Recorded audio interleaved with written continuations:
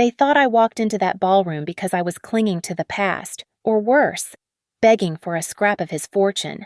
But when Julian handed me the microphone to bless his new marriage, he had no idea I held the match to burn down the counterfeit empire he stole from me.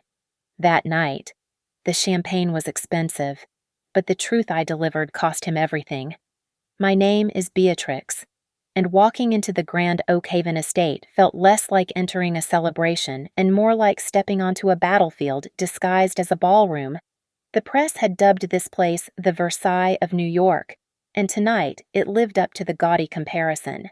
Crystal chandeliers the size of small cars dripped from the ceiling, casting a fractured light over a sea of heavy velvet and gold leaf.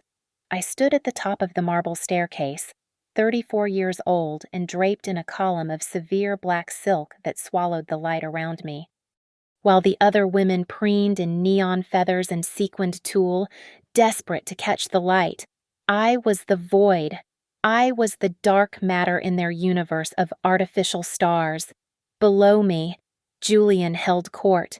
At 42, my ex-husband looked exactly as he wanted the world to see him, a titan of industry, a visionary, a king, and clinging to his arm was his new queen, Sienna, 26 years old, glowing with youth and the kind of borrowed confidence that comes from marrying a billionaire.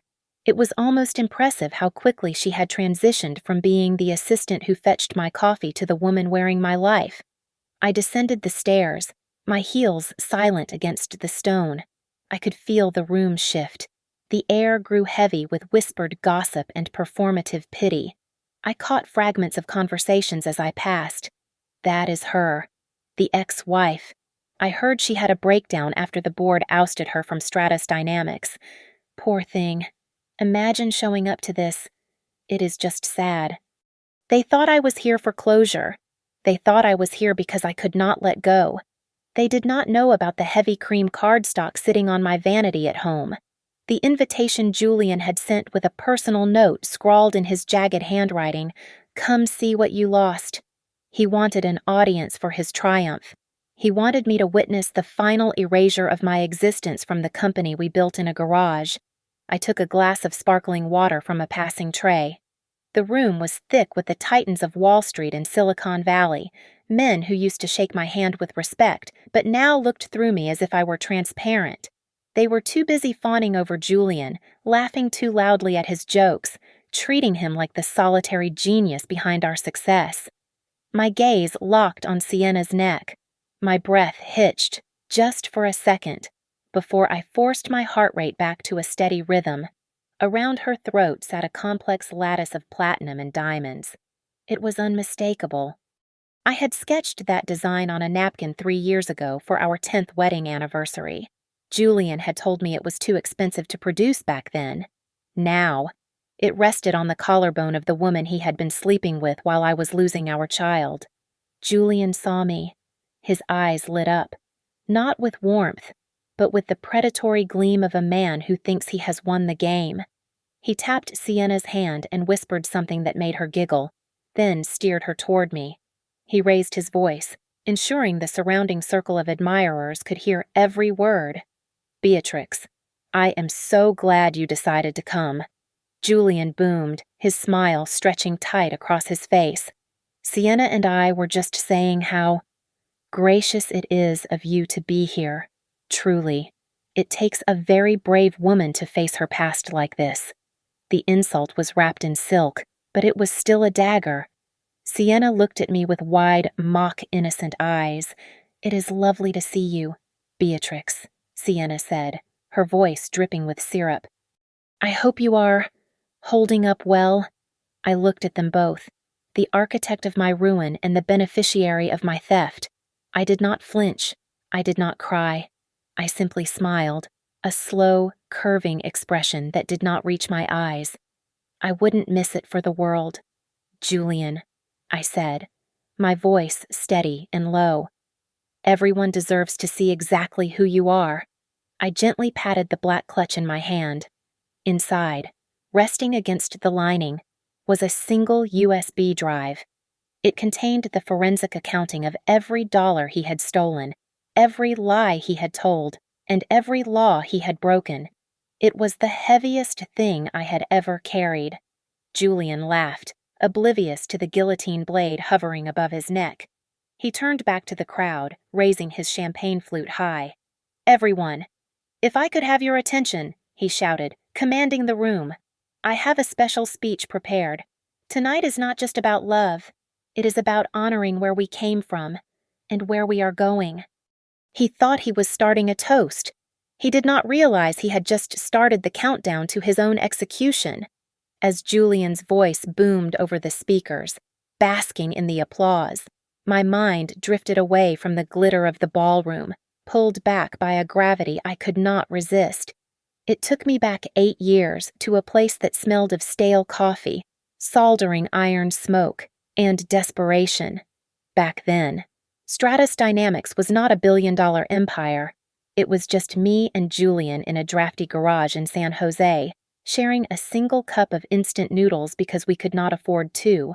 I remembered the nights I fell asleep on my keyboard, my code printing onto my cheek, while Julian paced the concrete floor, rehearsing pitches to empty air. "We are going to change the world. B," he would whisper, tucking a blanket around my shoulders. "Just you wait." And we did.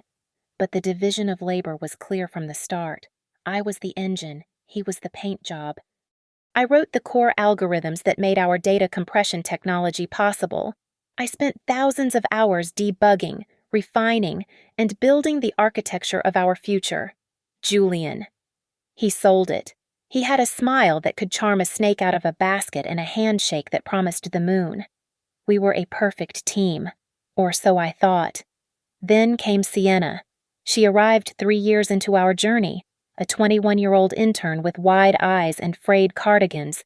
She told me I was her idol. She brought me coffee exactly how I liked it and stayed late to organize files without being asked. I saw myself in her hunger, so I took her under my wing. I taught her how the business worked. I treated her like the little sister I never had.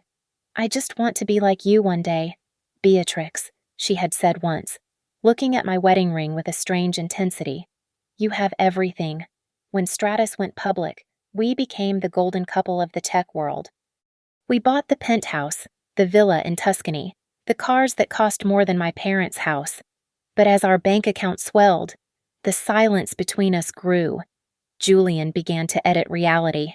In interviews, he stopped saying we and started saying I.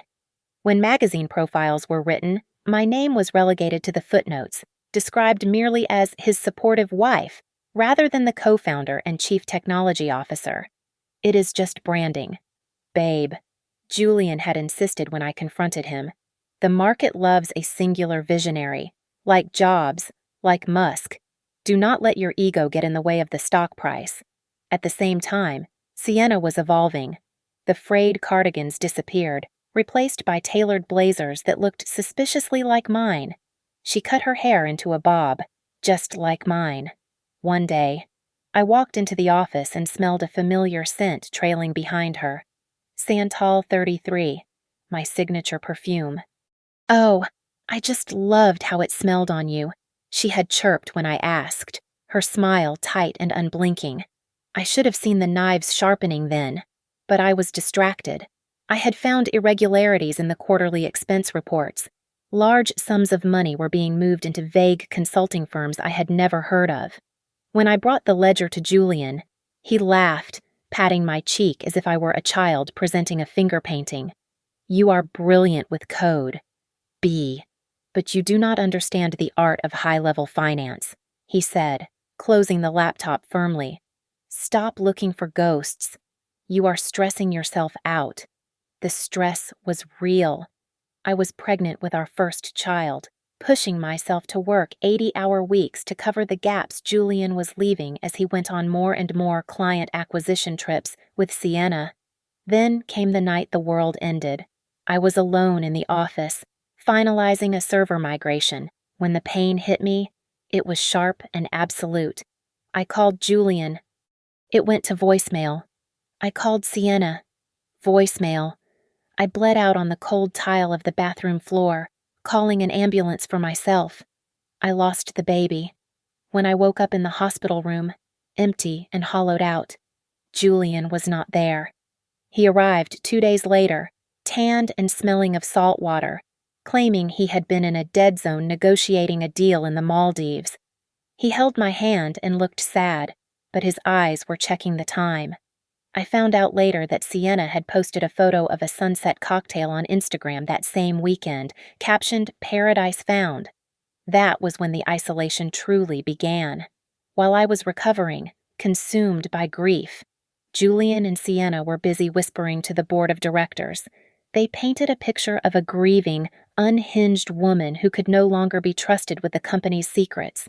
"She is just not herself anymore," I imagined them saying, shaking their heads in mock sorrow.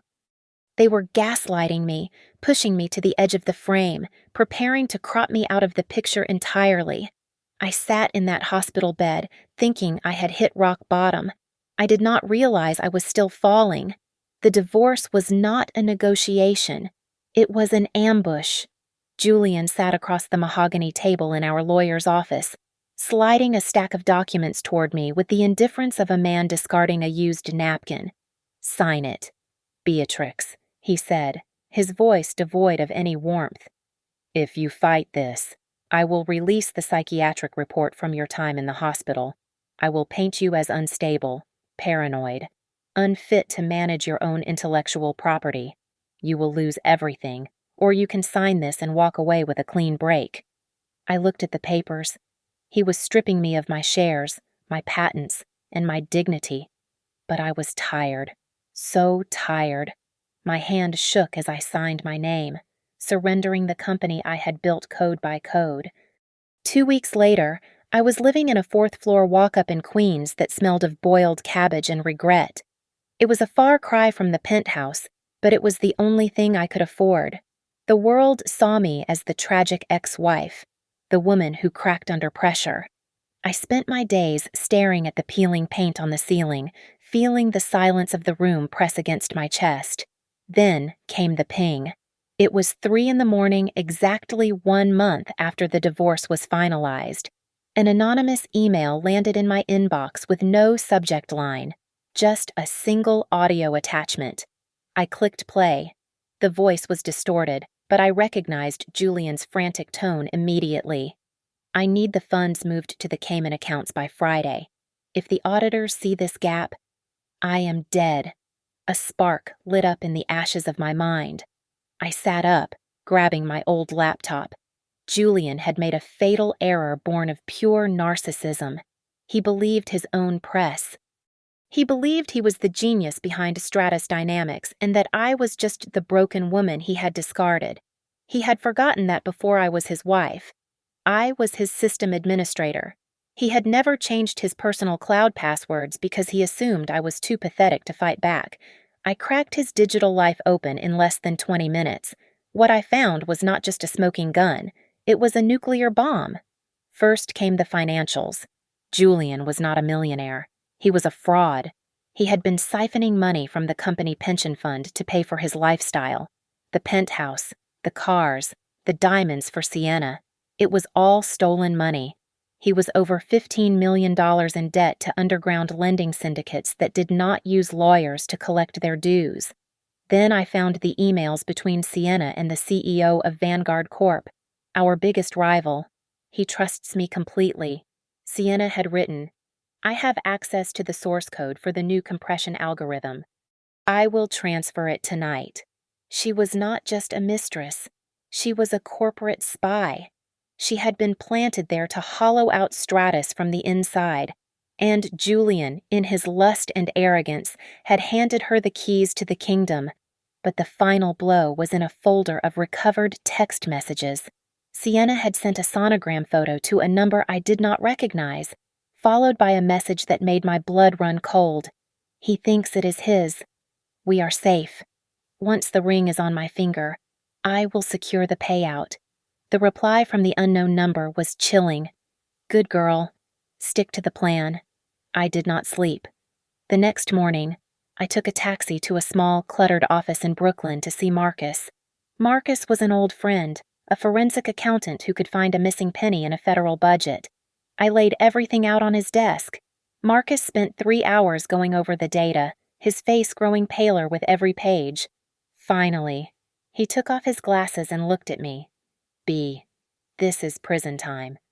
For life. For both of them. This is fraud, embezzlement, corporate espionage, maybe even treason depending on where these servers are located. I felt a strange sensation in my chest. The heavy, suffocating grief was gone. In its place was something cold, sharp, and incredibly focusing. I was no longer the victim. I was the judge, and the trial was about to begin. I do not want to go to the police yet. Marcus, I said, my voice steady. I want to hurt them first. I want them to lose everything while the world watches. 2 days later, a heavy cream envelope arrived at my shabby apartment. I opened it to find the invitation to the engagement party at the Grand Oak Haven estate. Julian's handwriting scrawled across the bottom mocked me. Come see what you lost. I stared at the card and smiled. He thought he was rubbing salt in my wounds. He did not realize he had just invited the executioner into his home. I picked up the phone, my thumb hovering over the number I had deleted from my contacts, but which was still burned into my memory. I took a deep breath, deliberately letting my shoulders slump, forcing my voice into a register of fragility that I no longer felt. Hello, Julian's voice was clipped, busy, the tone of a man who believes his time is worth more than gold. Julian, it is Beatrix, I said, pitching my voice to sound thin and wavering. I received your invitation. I did not know if I should call, but I wanted to tell you I am coming. There was a pause, a silence that stretched for 3 seconds, and then I could practically hear the smirk forming on his face through the receiver. B, I am surprised. I honestly did not think you had it in you, he said, his voice smoothing into that fake, oily charm he used on investors. But I am glad. Look, I know things ended, roughly, but I want us to be adults. Come to the party. It will be good for you to see the new project, to see how well Stratos is doing. It might help you get some closure. You are right, I whispered, gripping the phone so hard my knuckles turned white. I need to move on. I want to wish you both well, truly. He took the bait instantly. His ego was a starving animal, and I had just fed it the perfect meal. He did not want my well wishes. He wanted my humiliation. He wanted me to witness his victory lap, to see him announce the launch of his new Project Ether, a revolutionary cloud computing system that I knew for a fact did not exist. He needed me there to validate his narrative that he was the genius, and I was just the dead weight he had cut loose. I ended the call and looked at the table in front of me. My arsenal did not consist of guns or knives. It was a sleek, silver USB drive and a stack of printed bank statements hidden in the lining of my black clutch. I had spent the last 48 hours building a PowerPoint presentation titled Stratos Dynamics: A Future of Integrity. But the file name was a Trojan horse. Inside, every slide was a crime scene photo of his financial life. I sent a text to Marcus and a contact at the Financial Times named Elias. Be ready for the live stream at 8 o'clock tonight. You will not want to miss the opening remarks. Then, I turned to the dress. It lay on my bed like a pool of oil. It was black silk, floor length, with a neckline that plunged sharp and deep and a back that was entirely open. It was the color of mourning, but the cut was aggressive, almost violent. I pulled it on, the cool fabric settling against my skin like armor. I pinned my hair back tight, exposing my neck, leaving nowhere to hide. I stood before the full-length mirror in my cramped bedroom. The woman staring back at me was not the weeping wife who had begged him to stay in the hospital room. She was not the victim. She was a judge. She was the executioner arriving to read the verdict. You can do this, I told my reflection. My eyes were cold, devoid of the fear that had paralyzed me for months. I arrived at the Grand Oak Haven estate an hour before the guests were scheduled to appear. I slipped through the service entrance, a path I knew well from planning corporate retreats in my past life. I navigated the back corridors until I found the audio-visual booth nestled in the shadows at the back of the ballroom. "Dave," I said softly. The technician jumped and spun around. Dave was a junior IT specialist I had saved from being fired 3 years ago when he accidentally crashed the main server. He owed me his career. "Mrs. Vance, I mean, Beatrix. What are you doing here?" he stammered, his eyes wide. "I need a favor, Dave, a big one. And after tonight, you are going to want to have a new job lined up anyway." I slid an envelope containing $5,000 in cash and the silver USB drive across the mixing board. At exactly 8:15, when Julian calls for the visual presentation for Project Ether, I need you to override the main feed with this drive. Lock the system so it cannot be stopped from the podium. Do not unmute his microphone once you switch the feed. Dave looked at the money, then at the drive, and finally at me. He saw the cold resolve in my eyes. He nodded slowly, taking the drive. "Consider it done." I slipped out of the booth and made my way to the mezzanine, hiding in the shadows of a velvet curtain. Below me, on the brightly lit stage, Julian and Sienna were rehearsing. They looked like dolls in a dollhouse, posing and preening. Julian was practicing his humble genius pose, spreading his arms wide to an empty room. Sienna was practicing looking adoringly at him, tilting her head just so. It was comical. They were so confident, so assured of their invincibility. They had no idea the foundation they were standing on was made of sand, and the tide was coming in fast. "He wants a show," I thought, watching Julian check his watch with a frown. "I am going to give him a performance the world will never forget." The atmosphere in the grand Oakhaven ballroom had shifted from merely expensive to suffocatingly pretentious. I stood in the shadow of a massive Corinthian column, clutching a glass of sparkling water like it was a lifeline. A waiter had tried to press a flute of vintage Dom Perignon into my hand earlier, but I had refused. Alcohol dulls the senses, and tonight, I needed the precision of a surgeon. On the raised stage, Julian was in his element, holding the room captive with a narrative that was entirely fictional. "When I started Stratus Dynamics," Julian said, his voice dropping to a theatrical whisper that echoed through the high-tech sound system, "I knew it would require sacrifice. I remember the 18-hour days. I remember coding until my fingers bled, fueled only by the belief that we were changing the world." I took a sip of water to wash down the bile rising in my throat. The only thing Julian had sacrificed in those early days was his high score on video games. I was the one who had bled code. I was the one who had not slept for 3 days straight to meet the beta deadline. He was stealing my history, rewriting it in real time to fit the suit he wore. He turned to Sienna, who was seated on a velvet chair slightly behind him, looking like a porcelain doll that might shatter if touched too roughly. "And none of this would be sustainable without my muse," Julian continued, gesturing to her with a sweeping arm. "Sienna, she is the heart of the new Stratos. She carries the future of our legacy." The crowd cooed collectively. Sienna offered a shy, practiced smile and placed a hand protectively over her stomach. It was a masterstroke of manipulation. That hand placement suggested a pregnancy, a future heir to the fake empire, sealing her status as untouchable. I watched her fingers tremble slightly against the silk of her dress. She looked nauseous, and I knew it wasn't morning sickness. It was fear. I scanned the room. People I had known for a decade, people who had eaten at my dinner table and held my hand when my mother died, were now studiously avoiding my gaze. They clustered in tight circles, their backs turned to me like a wall of expensive fabric. Occasionally, a glance would dart my way sharp, judging, filled with that toxic mix of pity and disdain reserved for women who have been replaced.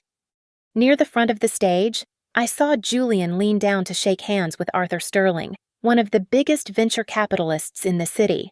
I was close enough to read lips and hear the low murmur of their exchange. "The Q3 projections look aggressive." "Julian," Sterling said, looking concerned. Are the liquidity ratios solid as a rock? Arthur, Julian replied, flashing a grin that showed too many teeth. We are looking at a 300% return on the new cloud infrastructure. The cash flow is overflowing. It was a lie so bold it was almost impressive. The only thing overflowing at Stratos was the debt collection notices. Then, Julian made his move. He scanned the crowd, his eyes landing on me with the precision of a predator spotting a wounded gazelle. He wanted to twist the knife. He wanted to show everyone that he had not just won the divorce, but that he had conquered me completely. You know, Julian boomed, suddenly shifting his focus back to the microphone. We have a special guest tonight, someone from the early chapters of this story. Beatrix, where are you? The room went silent. 300 heads turned in my direction. The sea of tuxedos and gowns parted, creating a corridor of judgment leading straight to me. Come up here. Bea, Julian called out, his voice dripping with condescension. Don't be shy. Come wish us well. Show everyone that there are no hard feelings. He was gambling that I would be too humiliated to move, or that I would run away crying, cementing my reputation as the unstable ex-wife. He wanted a spectacle. Sienna stood up halfway, her eyes wide. She looked from Julian to me, and I saw the flash of panic. Her survival instinct was screaming that this was a mistake. She tried to touch Julian's arm, to stop him, but he shook her off, too drunk on his own power to notice the cliff edge he was dancing on. I set my glass of water down on a passing tray. I smoothed the front of my black dress. Then, I began to walk. My heels struck the marble floor with a rhythmic, deliberate cadence. Click, click, click. It was not the walk of a defeated woman. It was the steady, inevitable march of an executioner approaching the scaffold. I kept my chin high, a small, enigmatic smile playing on my lips. The silence in the room was so absolute that the sound of my footsteps seemed to echo like gunshots. That is it, Julian encouraged, mistaking my approach for submission. Come join the family. I reached the stairs to the stage and ascended them, not looking at the crowd, but locking eyes with Julian. He thought I was walking into the lion's den. He did not realize I had brought the whip. I stepped onto the platform, the heat of the stage lights instantly warming my skin. I stood between them, Julian on my left, radiating arrogance, and Sienna on my right, radiating fear. As I reached for the microphone Julian held out, he leaned in close, his lips barely moving, his voice a hiss meant only for me. Don't do anything stupid, Beatrix. You've already embarrassed yourself enough just by showing up. I took the microphone from his hand with a firm grip. I turned to the audience, my smile bright, dazzling, and completely hollow. Thank you, Julian, I said, my voice smooth and amplified, filling every corner of the ballroom. And thank you for the invitation. I really didn't want to miss this moment of truth. The crowd shifted. They were expecting a toast, a generic well-wish from a scorned woman trying to save face. I gave them a fable instead. You know, I began, pacing slowly across the front of the stage, making eye contact with the front row. There is an old story about a builder and an architect. The architect draws the plans, calculates the load, and ensures the foundation is strong. The builder simply pours the concrete. But when the castle is finished, the builder stands on the balcony and tells the world he did it all alone. He forgets that without the architect's math, the castle is just a pretty pile of rocks waiting to collapse. A murmur rippled through the room. Julian's smile faltered. He took a step toward me, his hand reaching out. All right, B. That's very poetic, but we have a schedule to keep. I sidestepped him effortlessly, moving the microphone to my other hand, keeping my back to him but my voice directed at the crowd. But the funny thing about castles built on lies, I continued, my voice hardening, losing its playful edge, is that math doesn't care about your reputation. Math doesn't care about your ego. Numbers. Numbers are the only honest things in this room tonight. Give me the mic, Julian snapped, loud enough for the first few rows to hear. He signaled to the security guard stationed at the wings of the stage. I saw the guards start to move. I pivoted to face Julian, my expression shifting from pleasant to predatory. Everyone here thinks Julian is a millionaire, I said, projecting my voice to the back of the hall. He wears the suits. He throws the parties. He drives the cars. But it seems Julian's definition of millionaire is slightly different from yours and mine. Julian lunged for me. Security, get her off the stage. Now before you drag me away, I shouted, pointing a finger directly at the massive LED screen behind us that was currently displaying a looped video of Julian and Sienna walking on a beach. Take a look at the screen. I raised my left hand, a signal Dave in the booth was waiting for. The romantic beach footage cut to black instantly. The stage lights died, plunging the room into darkness for a split second. Then, the screen blazed to life with a blinding white light. It wasn't a photo montage. It was a screenshot of a bank interface.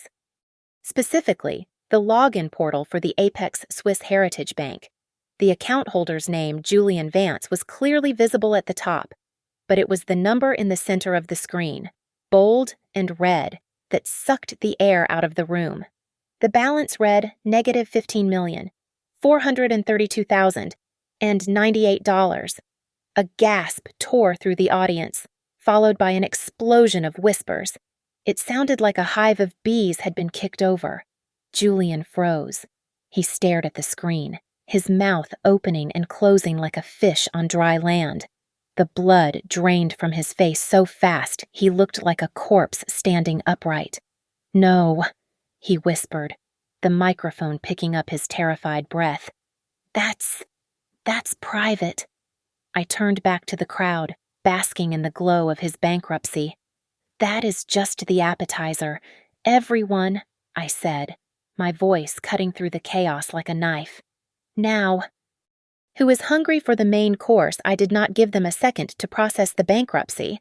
I raised my hand again, and the screen behind me flickered, replacing the negative bank balance with a dense, color-coded spreadsheet. It was a list of wire transfers, magnified so that even the people in the back row could read the dates and amounts clearly. "Let us look at where the money went," I said, my voice adopting the clinical lecture hall tone of a professor dissecting a failed case study. I pointed to a highlighted row at the top. On February 4th, a transfer of $350,000 was made from the Stratus operational account to a shell company in the Cayman Islands. 2 days later, a charge for exactly $350,000 appeared on a credit card registered to Julian, paid to a luxury car dealership for a custom McLaren. I pointed to another line, my finger stabbing the air. And here, May 12th. $1.2 million moved from the Research and Development Fund, but no research was done. Instead, that money bought the engagement ring currently sitting on Sienna's finger. A low, angry rumble started in the room. It was the sound of investors realizing they had been robbed. "But the worst part," I continued, looking directly at the employees of Stratos gathered near the bar, "that money did not come from profits. Stratos has not made a profit in 3 quarters. Julian liquidated the employee pension fund to pay for this party." The rumble turned into a roar. People were standing up, shouting. I saw Arthur Sterling pull out his phone, his face red with rage, undoubtedly dialing his legal team. Julian was losing his mind. He was screaming into his microphone, his veins bulging against his neck. "Turn it off, turn it off. She is lying. These are photoshopped. It is a deep fake." But no sound came out. Dave had cut his audio feed completely. Julian was just a man in a tuxedo, mouthing silent, impotent screams at a room that now hated him. "Next slide," I commanded. The financial data vanished, replaced by a series of email chains. The headers were unmistakable. The sender was Sienna. The recipient was the CEO of Vanguard Corp., our direct competitor. "You all know Vanguard," I said, my voice cutting through the noise. The company that somehow always releases a product 2 weeks before Stratus does? Well, now you know why. I read the highlighted text aloud. Subject Stratos source code. Message Julian is distracted. I have the encryption keys. Price remains $5 million. Transfer to the usual account. Julian stopped screaming. He turned slowly to look at Sienna. The shock on his face was genuine. For the first time that night, he was not performing. He was realizing that while he was busy betraying me, he was being eaten alive by the woman he left me for. Sienna stumbled back, her hands shaking as she reached for him. No, Julian, listen. It is not what it looks like. She hacked my email. She wrote that, Julian, I said, drawing his attention back to me. Did you really think she loved you for your brilliant mind? You were never the genius. You were just the access point. You were the pawn she used to sell my work to the highest bidder. The chaos in the room was absolute. My friend Elias was standing on a chair in the middle of the crowd, his phone held high, live streaming the collapse of a tech empire to millions of viewers. I could see the comments flying up his screen in a blur of speed. And now, I said, my voice dropping an octave, becoming ice cold, for the final piece of news, the reason we are all celebrating this engagement. The screen changed one last time. It was a medical document, a prenatal paternity test. Sienna let out a shriek that was audible even without a microphone. She lunged toward the technician booth, but security blocked her path. Sienna told you she was pregnant with your heir, I said, looking at Julian, who was staring at the screen with dead eyes. And she is pregnant. That part is true. But biology is a stubborn thing. Julian, I pointed to the conclusion section of the report, magnified in bold letters. Paternity excluded. Probability of paternity, 0%. The father is not you, Julian. I delivered the final blow, savoring every syllable. According to the cross-referenced DNA data I pulled from the same trash folder as those emails, the father is the chief financial officer of Vanguard. I lowered the microphone slightly, watching Julian's world disintegrate into dust. Congratulations, I whispered, though in the silence of the shock, everyone heard it. It seems you have been funding your rival's baby shower. The silence that followed the revelation lasted exactly 1 heartbeat before it was shattered by a primal roar. Julian's face twisted into a mask of pure, unadulterated hatred. He did not look at me. He looked at the woman in the white dress standing next to him, the woman who was supposed to be his trophy but had turned out to be his executioner. You whore! Julian screamed, his voice cracking with the sheer force of his rage. He lunged at Sienna, abandoning all pretense of dignity. The perfectly choreographed engagement party dissolved instantly into a brawl. He grabbed her by her bare shoulders, shaking her so violently that her head snapped back and forth. I gave you everything, Julian bellowed, spit flying from his mouth. I destroyed my life for you and you. You were selling me out to Vanguard. Sienna did not cower, cornered and exposed. She shed her loyalty faster than she had shed her integrity. She clawed at his hands, her face contorted in a sneer. Get your hands off me, Sienna shrieked. You think I wanted this. You think I wanted to be with a loser like you. You are pathetic. Julian, you are incompetent. And quite frankly, you were always useless in bed too. The insult hit Julian harder than a physical blow. The crowd gasped, a collective intake of breath that sucked the oxygen out of the room. Julian's eyes went wide, blinded by humiliation. He pulled his hand back and struck her across the face with a sickening crack. Sienna fell back against the podium, clutching her cheek. The room erupted. Screams of horror rang out from the guests. Security guards, who had been frozen in confusion, finally scrambled onto the stage, trying to pry the groom off the bride. I stood 5 feet away, unmoving. I watched the violence unfold with the detached curiosity of a scientist observing a volatile chemical reaction. It was ugly. It was grotesque. And it was exactly what they deserved. I did not step in to help Sienna. I did not try to calm Julian. I simply watched the house of cards collapse. He hit her. He hit my daughter. Sienna's father, a red-faced man who had been bragging about his son-in-law an hour ago, charged onto the stage. He threw a clumsy punch at Julian, connecting with his jaw. Meanwhile, I saw Julian's mother near the front row. She put a hand to her chest, her face gray, and then simply crumpled to the floor in a dead faint. Her relatives did not rush to help her. They were too busy shielding their faces from the cameras, scuttling toward the exits like cockroaches fleeing the light. But the family drama was secondary to the financial riot.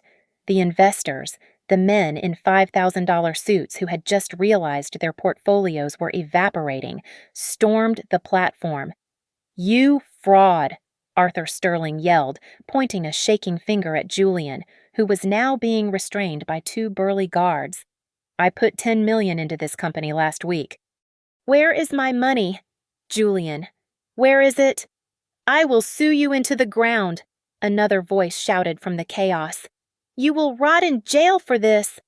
Julian was hyperventilating, his tuxedo torn, his hair wild.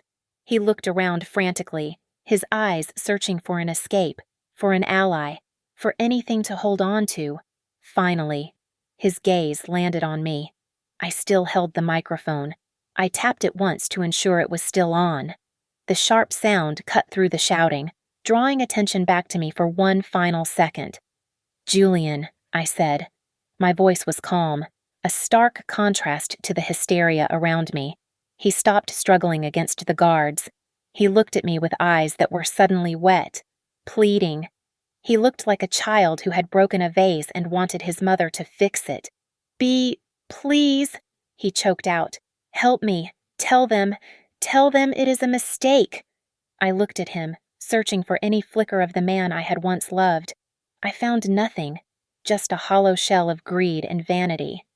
"You invited me here tonight to mock me," I said, my voice echoing off the high ceilings. "You wanted to show me what I had lost, but you forgot one thing. Julian, I am the one who built you. I wrote the code. I built the infrastructure. I created the myth of Julian Vance. And because I built you, I have every right to destroy you." The hope in his eyes died, replaced by a terrifying realization of the permanence of his ruin. In the distance, rising above the murmurs and the shouting, came the wail of sirens. They were getting louder by the second, cutting through the night air. I had called the FBI's Financial Crimes Division 3 hours ago. They were right on time. "Enjoy the party, Julian," I said. I opened my hand and let the microphone drop. It hit the marble floor with a deafening screech of feedback that made everyone cover their ears. It was the sound of a final period at the end of a long, painful sentence. I turned my back on him and walked toward the stairs. His career was dead. My work was done. The heavy double doors to the Grand Oak Haven ballroom did not just open, they exploded inward. A phalanx of uniformed officers and agents in windbreakers emblazoned with FBI flooded the room. The chaos of the fistfight on stage was instantly quelled by the sheer weight of federal authority. "Federal agents, stay where you are, hands where we can see them." The command echoed off the vaulted ceilings, silencing the room. I stood at the foot of the stairs and watched the finale I had orchestrated. 3 agents moved with practiced efficiency toward Julian. He was still disheveled, bleeding from the lip where his father-in-law had struck him. He barely had time to raise his hands before he was spun around and slammed chest first against the podium he had been preaching from just minutes ago. The sound of steel ratcheting shut was distinct and final. The handcuffs snapped onto his wrists, binding him in his bespoke tuxedo. Cameras flashed in a frenzy. I knew that image Julian Vance, the self-proclaimed visionary, face pressed against the wood, hands cuffed behind his back, would be on the front page of every paper in the country by morning. Sienna was not spared. As she tried to slip away toward the wings, 2 female officers intercepted her. "Sienna Cole, you are being detained for questioning regarding corporate espionage, wire fraud, and conspiracy," an agent stated, gripping her arm firmly. "No, no, you do not understand," Sienna screamed, her mascara running in dark streaks down her face. She pointed a trembling finger at Julian. "It was him. He forced me. I am just a victim. I barely know anything about the accounts." She was shedding her loyalty faster than she had shed her integrity. Julian lifted his head, watching her betray him with a look of utter disbelief. I turned away from the stage and began to walk through the crowd toward the exit. The guests, the same socialites and investors who had sneered at me an hour ago, now scrambled to get out of my way. They parted like the Red Sea. I saw fear in their eyes. They realized that I was not the tragic ex-wife they could pity. I was the storm that had just leveled the building. No one dared to meet my gaze. Near the main doors, a tall man with a severe haircut and a badge on his belt stepped into my path. "Mrs. Vance," he asked. "Ms. Hart," I corrected him, my voice steady. I went back to my maiden name. "Ms. Hart, I am Agent Reynolds. We received your tip." I reached into my clutch and pulled out the silver USB drive. It felt light in my hand, but it held the weight of a 20-year sentence. "Here is the rest of it. Agent," I said, placing it in his palm. "Bank records, the emails from Vanguard, the wire transfer logs, and the original source code timestamps. It is all there. Thank you, ma'am. We will need you to come in for a formal statement." "You will have it tomorrow morning at 9 o'clock, I replied. As I moved to leave, a commotion near the door stopped me. Julian was being led out, flanked by 2 large agents. He looked small. He looked ruined. When he saw me standing there, untouched and calm in my black dress, something in him snapped. "Beatrix," he howled, struggling against the agent's grip. "Beatrix, why? Why did you do this? We were partners. We were husband and wife. How could you—" The room went silent again, waiting for my answer. I paused. I turned my head slowly to look at him one last time. I did not feel anger anymore. I did not feel love. I just felt the cold clarity of a balance sheet that had finally zeroed out. "Because you made me a joke, Julian," I said, my voice carrying clearly through the silent hall. "So I made you a lesson." The agents shoved him forward, forcing him through the doors. His sobbing faded down the corridor, replaced by the crackle of police radios. Inside the ballroom, the transformation was complete. Officers were already stringing yellow tape around the buffet tables. The pyramid of expensive champagne glasses was now evidence. The flowers, the lights, the luxury, it was all just a crime scene now. I looked around the room one last time. The destruction was total. Stratus Dynamics was gone. Julian was gone. The debt was paid. I felt a sudden, physical lightness in my chest, as if a boulder I had been carrying for 3 years had just dissolved into dust. I pushed open the heavy double doors and stepped out. The night air of New York hit my face, cold and sharp and smelling of rain and exhaust. It was the sweetest thing I had ever smelled. I took a deep breath, filling my lungs with the oxygen of a new life. The sidewalk outside the estate was a frenzied shark tank of media. As soon as I stepped through the doors, a wall of flashbulbs went off, turning the night into a strobing nightmare of white light. Reporters were shouting my name, shoving microphones over the heads of the police officers trying to hold them back. They wanted a soundbite. They wanted the grieving ex-wife or the triumphant avenger to give them a headline. I gave them neither. I reached into my purse and pulled out my dark sunglasses, sliding them onto my face even though it was 10 o'clock at night. It was a barrier, a final wall between me and the circus I had just left behind. I ignored the black SUVs waiting at the curb. Instead, I raised my hand and hailed a passing yellow taxi. It was old. The suspension squeaked, and the back seat smelled faintly of stale pine air freshener. But as I slid onto the cracked vinyl seat, it felt more comfortable than any Italian leather interior I had ever sat in. "Where to, lady?" The driver grunted, not looking back. JFK International Airport, I said. And please, take the bridge. My phone began to vibrate in my lap. It buzzed incessantly, a continuous stream of notifications lighting up the screen. I glanced down. It was a deluge of messages from the same people who had snubbed me inside the ballroom, former friends, colleagues, and social climbers who had treated me like a pariah for 3 years were suddenly desperate to reconnect.